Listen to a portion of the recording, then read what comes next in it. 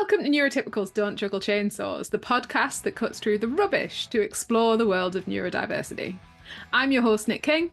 And I'm your host, Kate Fox. And together we're here to explore, understand, and celebrate being neurodivergent in a neurotypical world. From ADHD and autism to dyslexia and other quirky brains, we talk about it all.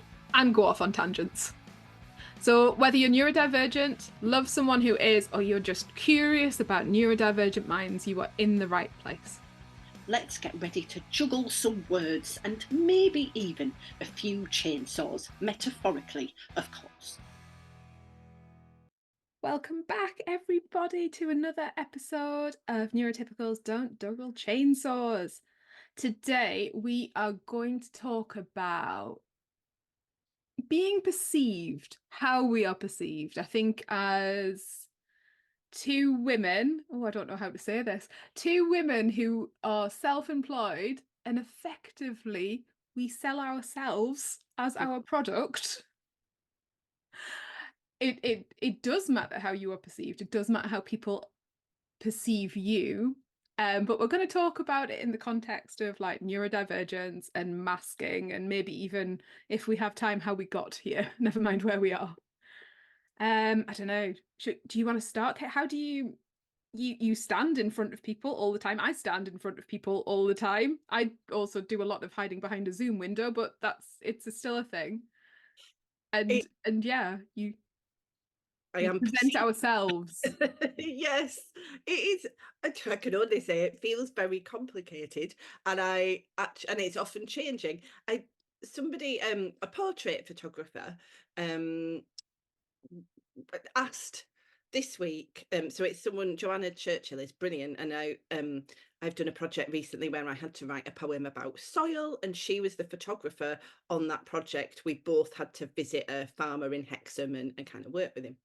Anyway, she asked if we could like just meet up, have a chat about maybe future work, and then very casually dropped in, "Oh, could I do your portrait?" And I was a bit like, "Oh," because I hate being photographed. I'm photographed often in my job because I perform, but I don't like being photographed. And then she specifically said a melancholic photograph, and I was like, "Ooh!" And actually, that intrigued me because it is very rare that anyone would manage to capture or want to capture a melancholic portrait. And I had this almost, it was a little frisson of someone wants to see behind the mask a little bit, but also then in a, and the process. So Johanna is a typical for a photographer, someone who sees everything, perceives really closely. And she said that sometimes she can't hear what people are saying to her, not because she's not listening, she's really trying, but she's watching. She's watching their micro expressions, their body and everything. And just in the time that we were having the portrait done in that half hour, she was noticing things. She was like, "Oh, that's your listening face. Oh, your eyes are going up to the ceiling," which they do in this is one of my most autistic things, and she was kind of capturing it all and seeing it all.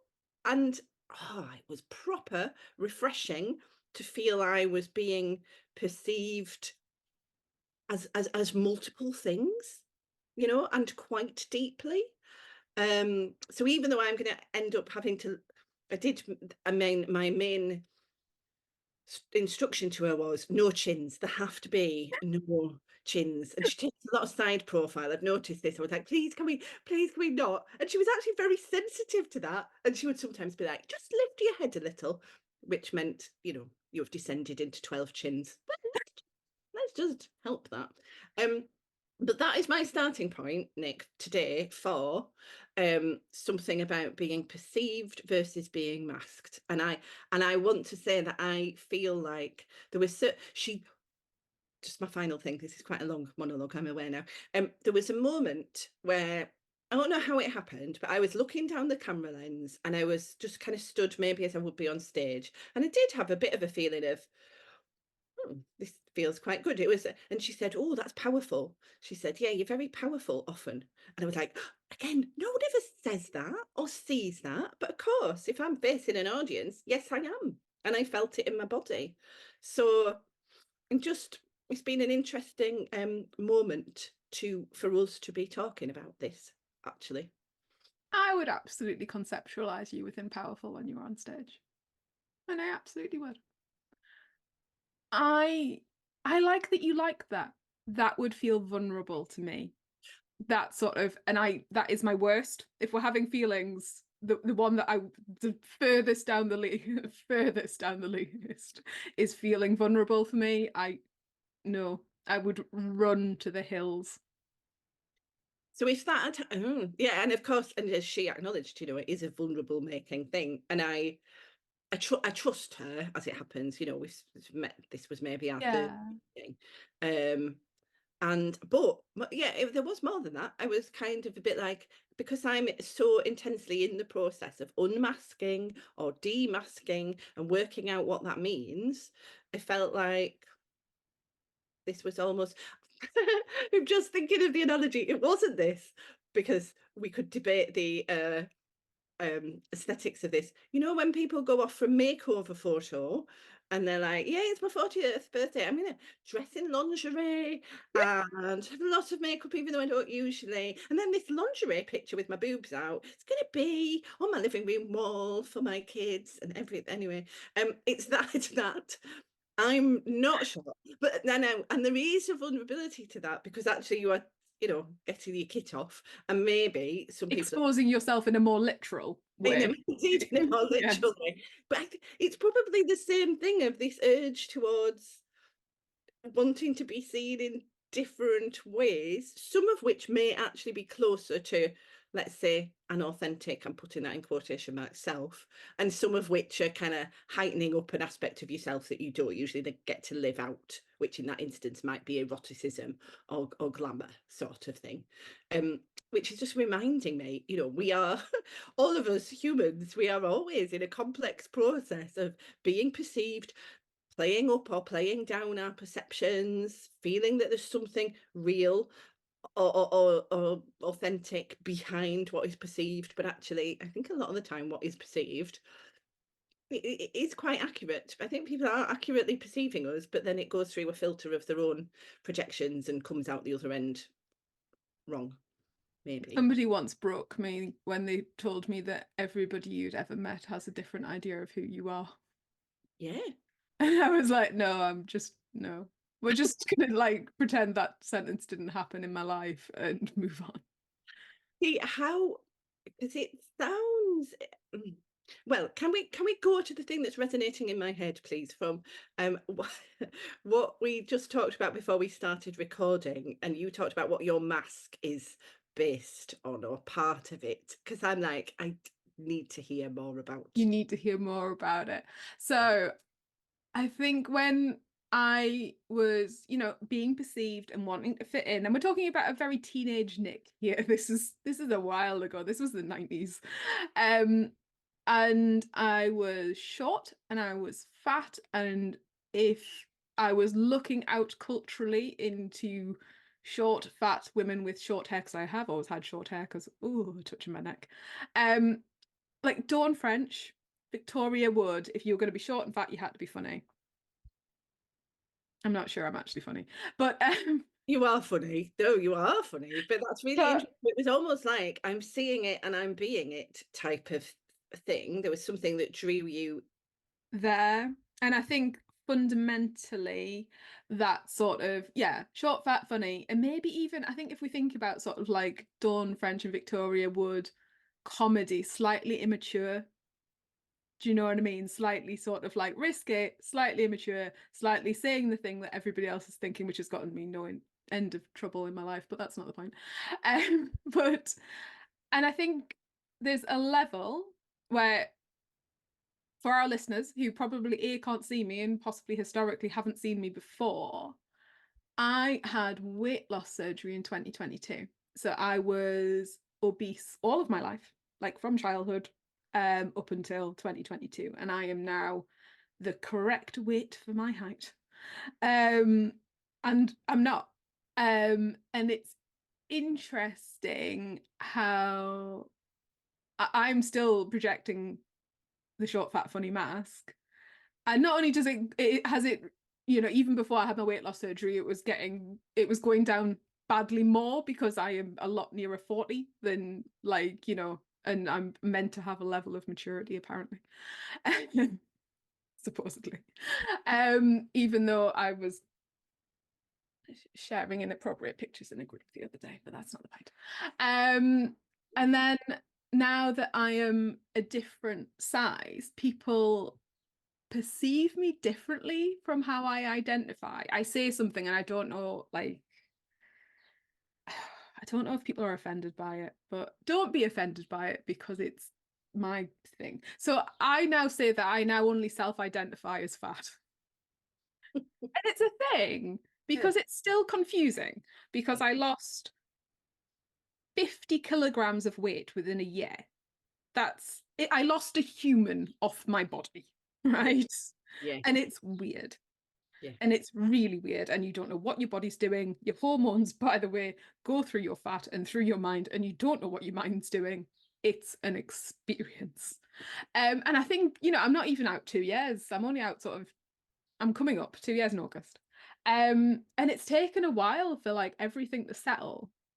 Um, and there's this weird thing still where people now perceive me as being thin, which visually I am. But like a larger lady came to sit next to me in the theatre the other day, and she was very uncomfortable about how much space she was taking up next to me because she perceived me as somebody who was thin and judgmental of Mm. her. Whereas when I was the morbidly obese person sitting next to the other obese person, we had a bit of a sort of, aren't these chairs tiny kind of like moment. There was always a moment of recognition of somebody who looked like yourself. And now I'm sitting there going, oh, they think I'm like, they think, you know, that I am perceiving them in a different way to how I perceive them. And it's just, it's never ending, really. And I think, you know, when you start to building in like an autistic masking narrative on top of that, it's no wonder that we're knackered. Like, That's the thing. why are you exhausted? There's a really long list. See, it is just, oh, there are so many fascinating things there. But I am really struck by that amount of rapid weight loss, massive shift in Everything. self-perception and everybody else's perception coming at you. Mm. And that's kind of an you know, like, it's another identity shift, it's another regeneration, as when someone is either diagnosed or they're beginning to self-identify as neurodivergent and realize what that means. You know, that can also feel like a very vertiginous, sudden, massive shift. But of course, that's more internal, and we're not seeing the external results of that necessarily. Um, but what's going on inside maybe is, yeah, analogous to Well, that. even during that journey, there was a level of masking, not necessarily autistic masking, but in that sort of, I don't want to explain my feelings kind of way. But like people associate you being thinner with being better, good. I got a lot of, you look really well. Mm, Initially, in the first 6 months after my surgery, I was not well. I was readmitted to hospital. They were really struggling, like with my calorie intake, my water intake, my nutrient intake. I was unwell. And then there was this really weird cusp where people like stopped saying you look really well and then started to wonder if I was really ill. mm, And then that was like another perception on top of that. And I wasn't at that point into telling everyone. A few people who needed to know knew. Um, but weight loss surgery, it often doesn't really work very well. It often can take a very long time. And that wasn't my journey. And I've lost 100% of my excess weight when you normally only lose 70 to 80. So like there's no real hiding it. And especially for how quickly it happened. So I did eventually start to tell people when I had a few messages of people worried that I had cancer. mm. But like, and there's this thing as well where like, because I don't like feeling vulnerable, and that is absolutely conceptualized within my autistic masking. Because if you feel vulnerable, people can hurt you, and people hurt you because you are vulnerable and autistic, and bad people see that.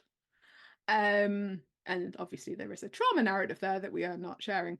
But like that's, oh, it's just so huge. And then I think when you have also a public persona type thing on top of that through work, um, yeah, listeners, if you're wondering why you're exhausted, start here. It might be why.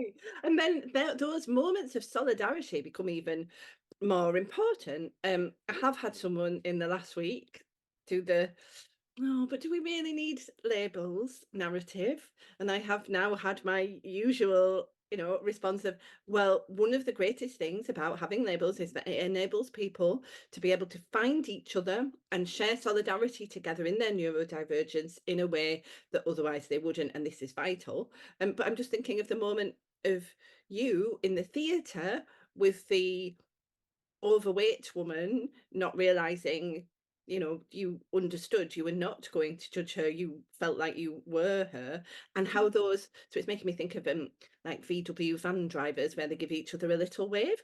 That's really interesting. I didn't know there was a thing where, bigger people are kind of going, I see you. But of course there is, of course, that makes absolute sense. But there's labels for everything, isn't there? And I Mm. think we've always been labeled as a community. That there were labels that started with the word "ah" that we're not even going to say on the podcast. I don't care if it's got an E rating. I'm still not saying it. Mm. There were. I'm reading a book at the minute called The Undesirables, and that has a full list of labels and definitions that we used to have before 1920, before we were called autistic. Um, and we have labels for everything. What's wrong with when you're a divergent? Labels, so we can go find each other, so we can build a community. It's about somebody's perception It is about someone's perception. about our community and whether we should be allowed to have it or not. It is. Although actually, do you know, the twice recently where people have kind of gone, oh, not sure about labels, is where um they or someone close to them has been through the mental health system and been landed with loads of labels that they didn't want and didn't agree with. And so I do think there's that really difficult, it's almost, I almost want to say, yes, clearly borderline personality disorder, it's probably a label that you disagreed with and that was rubbish anyway, and that was given to you by a psychiatrist in an office. But yay, autism can be a label that you give yourself, and it's really positive. And actually, and I'm aware that that's back to my particular story, is that I've never had a label I didn't want. I chose this label that I knew represented me. So I'm feeling some sympathy with that. But at this, and actually that's why it's important that we're sharing. About Huh? being perceived, because Yeah. obviously that doctor, and I will put 20 quid on it that he perceived them within a BPD diagnosis because they made eye contact. In fact, let's go with 200 easily. And it's about being perceived by somebody else, but it completely breaks down, doesn't it? Because somebody's perception of you is based significantly on themselves and their knowledge and their life and where they are coming from. They're completely filling in gaps or chasms in how they perceive you. And then often, as autistic people, we are left with the outcome of that, which actually might be very difficult for us to process. But Which, but yeah. then it's just like you have to deal with that. And I'm like, okay. And actually that's why any tools, I think, that help strengthen your own self-perception, and maybe not a fixed self-perception, but your own inner sense of self. And this really is about kind of a grounded sense of self in some way. So for me, meditation has been huge, because it's enabled me to get a bit of a distance between my thoughts and my feelings and my self-perception, and filter in some really positive, if I imagine Niceness. niceness, exactly. Niceness. Leonard Cohen is inside me sometimes going, crack on, Kate, you're doing really well. And Hilda of Whitby, she's there. Hilda of Whitby, she's lovely. She loves me. Anyway, Can we go back to my immature mask when you said inside me there for a minute, and I'm just going to Oh process yeah, that. like it's been the other way around with Leonard. Anyway, that's the story. But yes, so these are vital because otherwise we're going to be torn apart by people's outer perceptions of us. I kind of that immaturity thing is really interesting. We could talk lots more about that, but I kind of want to say that I mean, yes, I mean, I'm also finding it a lot harder to pull off my girlish wonder at the world and also, wow, how can I keep a plant alive? I'm 49. Oh, hang on. No one's sympathetic about that when you're 49. Maybe when you're 18, they're like, oh, that's so cute. Or 25. Oh, you're basically Bridget Jones. Yeah, Bridget Jones. Oh, we totally get that. And it's the 90s. We're fine. But now, however, I do not perceive you, Nic, as having um I don't know, a big gap between, I perceive you as, funny and playful, but also responsible and organized, and these things seem to, appropriately go together, and one minute you're one thing and the next minute you're another thing. Do you know what I mean? So I don't, so it sounds like possibly because you have partly when you first said it and you were like, yeah, I think my part of my mask is based on fat women from the 90s. It's like, Yeah, yeah, that's very culturally specific, and I totally get that. Dawn French has aged well into that persona, I have to say. she has. And so very sadly, we And haven't had Victoria didn't get the opportunity, no, particularly. Bless her. but she kind of was. Mm. This is interesting. She was, she was she was directing historical dramas and kind of showing this other side to her. She was becoming more than one thing at once, I think. Yeah. And actually, that's that's also another key to it. When we're perceived, we have to be allowed to be more than one thing at once, even though it's a lot easier for those perceiving us to just be like, they are this thing, this one thing, and that's that, and that's them in that box. But your identity is fluid. Your identity should be fluid. When and I try to explain this because I feel like there's a lot of talk around young people and how they're not allowed to form their own identity. But we all formed our own identity at 15. I think mine was still in the region of tomboy, and short hair, Dr. Martens, ideas around feminism. Like, it was there. And at that point in my life, identities around motherhood weren't even vaguely conceptualized, but I would absolutely form part of my identity now around, motherhood and family and things like that. And now I'm sort of really getting into a part of my identity, particularly now that I'm self-employed, that I consider myself within business, that that wasn't there before, and advocacy, which possibly was there before, but when I was employed by other people, I didn't feel it as strongly.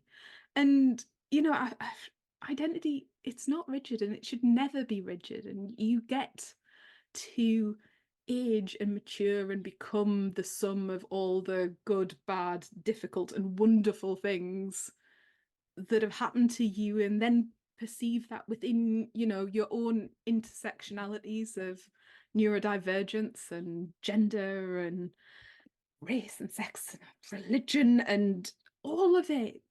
And that's a blessing, and that's a joy. And we should sit with it a bit more, maybe, and be more forgiving. That is flipping egg. That was a Kevin MacLeod at the end of Grand Design's inspiring monologue, if ever there was one, but with less architecture and more self-acceptance. That was very good. See it. So I'm only gonna add to that. So that cannot be topped, really. Just with an extract of the poem that starts my appropriately titled new poetry collection, A Bigger on the Inside. And yeah, okay. The world in an atom, full of space and charge. It's not that those before us lied, they just could not see we were bigger on the inside. The thoughts and feelings you share and hide make you bigger on the inside. We only see 5% of the universe. The rest is dark matter and energy. The void between the trapeze and the gaze fixed on movement's blur. An absence of something can be a guide to what is bigger on the inside. Some of us froze when we tried to forget we too were bigger on the inside. You absorb people like sunlight. Be careful not to burn. Even a day can tire you out. Keep them at a safe distance, though as you warm your hands, they may think you are warding them off. Measuring visible behaviours long denied, the ways we are bigger on the inside.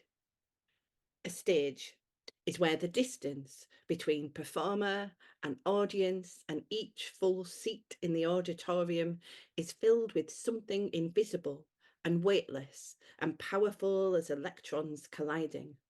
The stories we tell and hear will abide to make us bigger on the inside.